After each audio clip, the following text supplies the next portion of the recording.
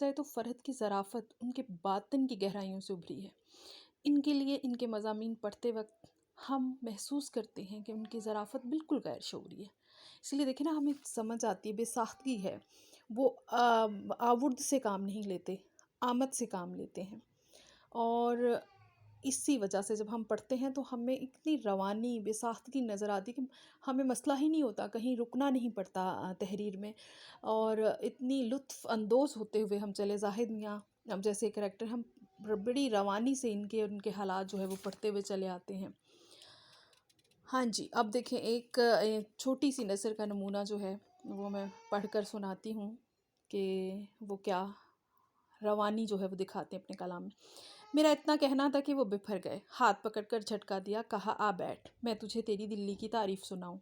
تجھے معلوم بھی ہے کہ دلی کا دل کیا تھا؟ میں نے کہا چاندنی چوک۔ کہنے لگے حد تیرے جھوٹے کی، شرماتا کیوں ہے؟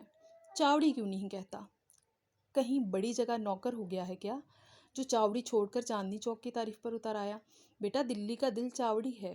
اب تو چاوڑی کو دیکھ کیا رنگ ہے، جب دلی ہی بگڑ گیا تو شہر کیا رہا۔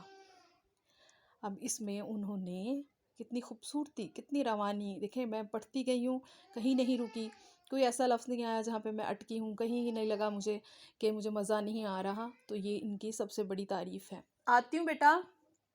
مرزا فرحت اللہ بیگ کے ہاں طنز و ظرافت کا ایک خاص معیار ہے، ایک خاص پیمانہ ہے۔ وہ اس حقیقت سے پوری طرح آگاہ ہیں کہ سستا طنز و مزاح بہت مہنگا پڑتا ہے، یعنی اگر احتیاط نہ برتی جائے تو طنز و ظرافت سے کام لینے والا خود طنز و ظرافت کا شکار ہو جاتا ہے۔ فرد خوش مذاق آدمی ہے، وہ یہ بھی جانتے ہیں کہ خوش مذاقی کس حد پر اور کس سطح پر پہنچ کر بازاری زبان بن جاتی ہے، اور ادب میں جو ہے وہ پھر گراوٹ سی آنے لگتی ہے۔ یہی بات ہے کہ فرد اللہ کا جو مزاح ہے وہ ہمیں خاص معیار کا اور ایک خاص سطح پہ ایک نظر آتا ہے، وہ اپنی خاص سطح سے نیچے نہیں آتے۔ ہاں جی، تیسرا جو پوائنٹ ہے ان کی مزاح کا، جو نقطہ، اہم نقطہ ہے، وہ یہ ہے کہ ان کے جو مضامین ہیں وہ سارے کے سارے، اگر ہم دیکھیں ان کے مجموعے کو، جو مضامین کا ان کا مجموعہ ہے، یادگار مضامین ہیں جو ان کے، ہم اگر ان میں دیکھیں تو اس میں مختلف اصناف ہمیں ملیں گی۔ انشائیہ بھی ہے، خاکہ نگاری بھی ہے، اور اپنے کیا کہتے ہیں، خاکہ سیرت نگاری بھی نظر آئے گی آپ کو، خود نوشت بھی ان میں نظر آئے گی،